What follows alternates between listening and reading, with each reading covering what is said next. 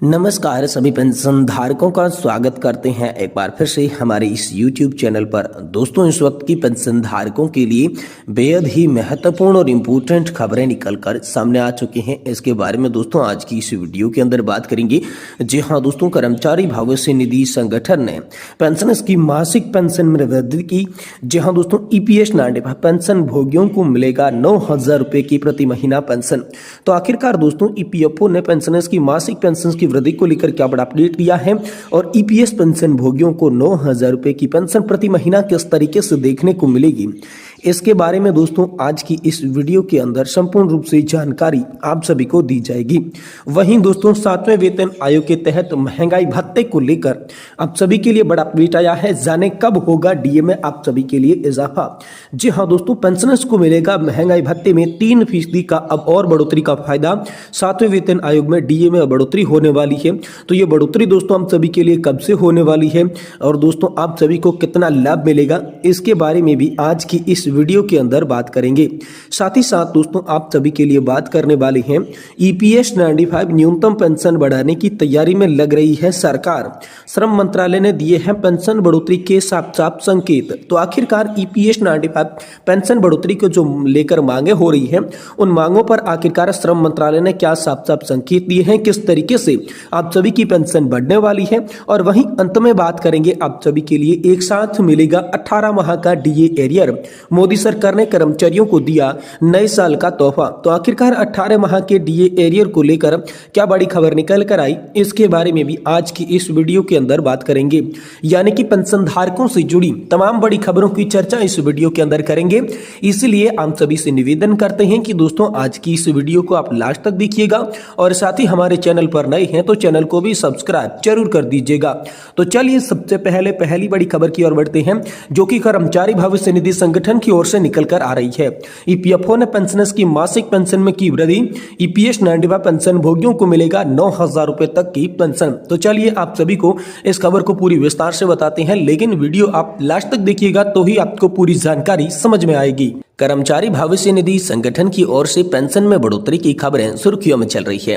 कई लोग सोच रहे हैं कि क्या वाकई में कर्मचारी पेंशन योजना के पेंशनर्स को अब 9,000 रुपए की पेंशन मिलेगी। इस खबर में पेंशन भोगियों के बीच उत्साह पैदा कर दिया है, लेकिन क्या यह सच है? तो आइए इस खबर को गहराई से जानते हैं, इस पर नजर डालते हैं वास्तव में क्या हो रहा है। अगर आप भी एक पेंशन भोगी हैं तो ये खबर हम सभी के लिए बहुत ही जरूरी साबित हो चुकी है। कर्मचारी भविष्य निधि संगठन देश के सबसे बड़े सामाजिक सुरक्षा संगठनों में से एक है। ये लाखों कर्मचारियों को सेवानिवृत्ति के लाभ प्रदान करता है। यानी कि दोस्तों कर्मचारी पेंशन योजना EPS कर्मचारी भविष्य निधि संगठन का एक महत्वपूर्ण हिस्सा है। इस योजना के तहत कर्मचारियों को सेवानिवृत्ति के बाद नियमित मासिक पेंशन मिलती है। अब ऐसी खबरें आ रही है कि इस पेंशन में बड़ा इजाफा आप सभी के लिए हो सकता है। तो आखिरकार EPS पेंशन में बढ़ोतरी की जरूरत क्यों पड़ी है, इसके पीछे 4 प्रमुख कारण हैं। जी दोस्तों, पहला है महंगाई में वृद्धि। पिछले कुछ वर्षों में महंगाई काफी बढ़ी है, जिससे 1,000 रुपए की न्यूनतम पेंशन आप सभी के लिए पर्याप्त नहीं है। दूसरा, जीवन स्तर में सुधार को लेकर बात करें तो पेंशन भोगियों के जीवन स्तर सुधारने के लिए पेंशन की राशि बढ़ाना बेहद आवश्यक है। वहीं तीसरा, सामाजिक सुरक्षा को लेकर बात करें तो बुजुर्गों को बेहतर सामाजिक सुरक्षा प्रदान करने के लिए पेंशन में बढ़ोतरी करना जरूरी है। और चौथा है न्यायालयों के तमाम आदेश। जी हाँ दोस्तों, कई न्यायालयों ने कर्मचारी भविष्य निधि संगठन की पेंशन राशि बढ़ाने के निर्देश दिए हैं, तो इसी को लेकर पेंशन बढ़ोतरी की जरूरत पड़ी है। तो क्या हो जाएगी पेंशन 9,000 रुपए? जी हाँ, अभी तक कर्मचारी भविष्य निधि संगठन की ओर से 9,000 रुपए की पेंशन के बारे में आधिकारिक घोषणा नहीं की गई है। यह प्रस्ताव एक स्तर पर रखा गया है। हालांकि पेंशन में बढ़ोतरी की संभावना है, लेकिन इसकी सटीक राशि अभी तक तय नहीं की गई है।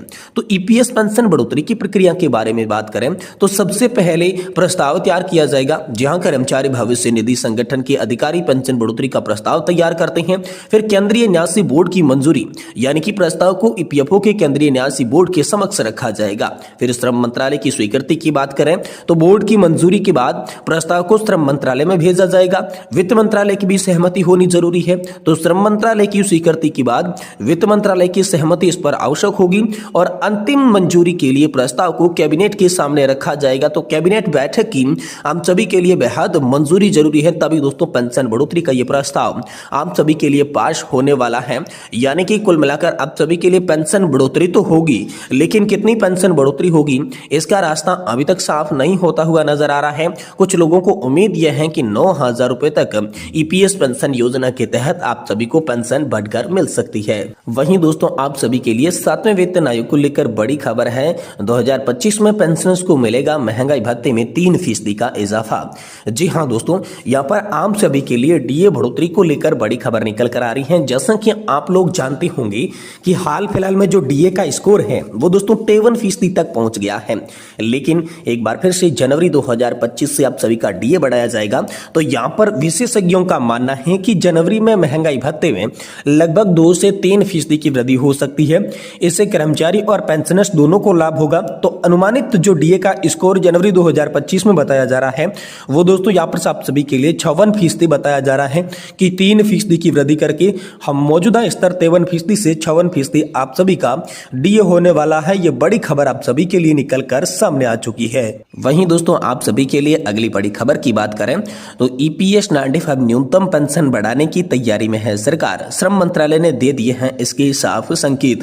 जी हाँ दोस्तों, सामाजिक सुरक्षा को मजबूत करने के लिए कर्मचारी योजना के तहत मिलने वाली पेंशन की राशि को आकर्षक बनाने के साथ इसमें बड़ी बदलाव कर प्रस्ताव पर गंभीरता से विचार किया जा रहा है, जिसमें सबसे महत्वपूर्ण प्रस्ताव ईपीएस 95 पेंशन भोगियों के बच्चों और उनकी मृत्यु के बाद जीवन साथी को पेंशन फंड में जमा राशि देने का है। ईपीएस सदस्य कर्मचारी पेंशन योजना से जुड़ने के लिए प्रोत्साहन करने के लिए श्रम मंत्रालय इस प्रस्ताव पर काफी महत्वपूर्ण विचार कर रहा है।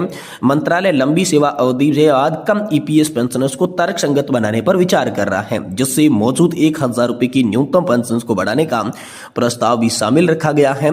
जहां कर्मचारी पेंशन योजना के तहत सामाजिक सुरक्षा ढांचे को मजबूत करने के लिए श्रम मंत्रालय जो है सदस्यों को ईपीएस 95 पेंशन योजना के तहत उच्च पेंशन के लिए अपना अंशदान बढ़ाने का विकल्प पर भी गंभीरता से विचार कर रहा है। मौजूद सूत्रों के अनुसार पेंशन धारकों के संबंधी इन विचार विमर्श के दौरान कर्मचारी भविष्य निधि संगठन संबंधी पेंशन योजना को आकर्षक बनाने के साथ सदस्यों की चिंता दूर करने की भी आवश्यकता जता रहा है। शीर्ष स्तर पर हुई चर्चा के दौरान यह स्पष्ट रूप से कहा गया है कि बड़ी संख्या में कर्मचारी पेंशन योजना सदस्य इस दुविधा में हैं कि पेंशन फंड में जमा उनकी पेंशन स्लैब के बाद रकम। मंत्रालय के एक वरिष्ठ अधिकारी ने बताया कि सरकार की राय स्पष्ट है कि ईपीएस 95 पेंशन की राशि उनके सदस्यों की है। ऐसे में इस दुविधा को समाप्त करने के लिए आवश्यक सुधारों के साथ स्पष्ट करना होगा कि कर्मचारी पेंशन योजना में पेंशन फंड में जमा राशि उन्हें पेंशन में मिलेगी और उनकी मृत्यु के बाद पारिवारिक पेंशन का लाभ पत्नी या फिर पति को मिलेगा और दोनों की मृत्यु के बाद ईपीएस 95 पेंशन योजना की बची हुई राशि उनके नामांकित आश्रित बच्चों को दी जाएगी। तो मंत्रालय का मानना है कि ईपीएस 95 पेंशन योजना के स्वरूप में इस बड़े बदलाव के बाद सदस्यों को इस पेंशन योजना के प्रति आकर्षक निश्चित रूप से बढ़ेगा।